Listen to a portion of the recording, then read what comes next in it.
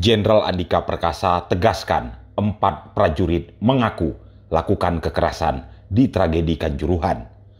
Panglima TNI Jenderal Andika Perkasa menyatakan pihaknya telah memeriksa 5 prajurit terkait tragedi Kanjuruhan di Malang, Jawa Timur pada 1 Oktober 2022. Dari 5 orang itu, 4 diantaranya mengakui melakukan kekerasan kepada supporter Arema FC. Andika menyatakan kelima prajurit itu diperiksa berdasarkan bukti-bukti yang mereka kumpulkan. Soal 1 prajurit yang tak mengaku, menurut Andika akan terus ditelusuri keterlibatannya. Kami nggak menyerah, kata Jenderal TNI Andika Perkasa saat ditemui usai peringatan HUT TNI ke-77 di Istana Merdeka hari ini. Jenderal TNI Andika Perkasa menyebutkan 5 prajurit yang diperiksa ini 4 orang berpangkat Sersan 2 dan 1 orang berpangkat Prajurit 1 atau Pratu.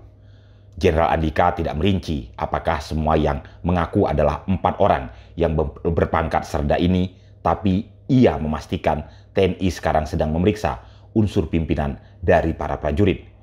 Kami memeriksa juga yang lebih atasnya. Prosedur apakah yang mereka lakukan?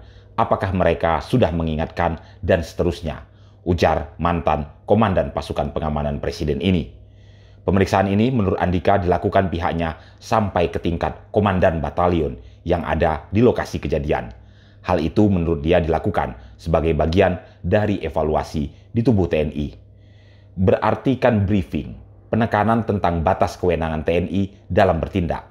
Walaupun kami hanya BKU, itu berarti tidak berjalan, kata dia.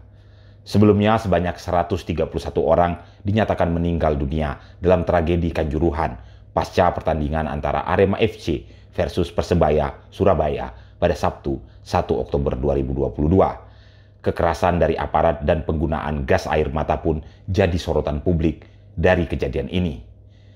Belakangan ada beberapa video yang menunjukkan bahwa ada anggota TNI yang menendang para supporter Arema FC di lapangan.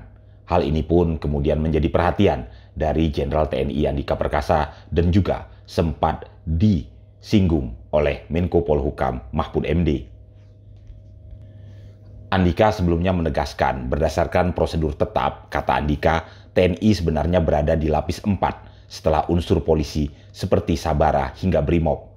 Ditanya mengenai apakah ada pelanggaran prosedur tetap, Andika pun kembali merujuk pada video tendangan dari prajurit TNI ke salah satu supporter Arema FC di stadion tersebut. Andika menyebutkan minimal prajurit ini bisa dikenai pasal 351 KUHP ayat 1, lalu KUHP militer pasal 126 soal melebihi kewenangan dalam bertindak. Itu minimal, jadi kami akan terus dan masing-masing pasalkan ada ancaman hukumannya, kata dia.